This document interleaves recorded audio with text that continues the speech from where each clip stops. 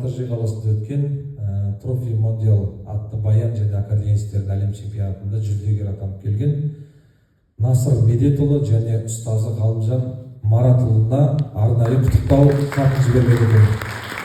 Осы құттықтау хаттарын табыс етуге рұқсат етіңіздер. Келе ғой Насыр.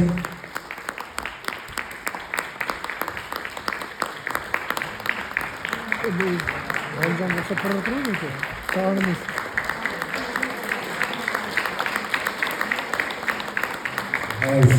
Мына енді Ғалымжан ағайымыз.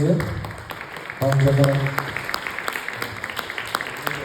Өздеріңіз білесіздер, Ғалымжан Маратұлы өзі де осы додадан өзі де чемпион болған, қаншама жыл талай шәкірттерді алып барып жүр.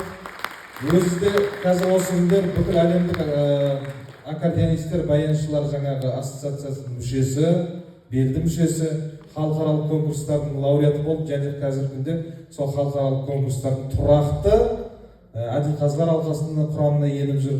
Былайша айтқанда қазір біздің Қазақстан осы баян музыка мектебінің үлкен бір тұлғасына айналып келе жатыр. Сондықтан Ғалымжан Маратұлы, сіз үшін үлкен қуаныштымыз. Алла сізді болсын. Сәттілік.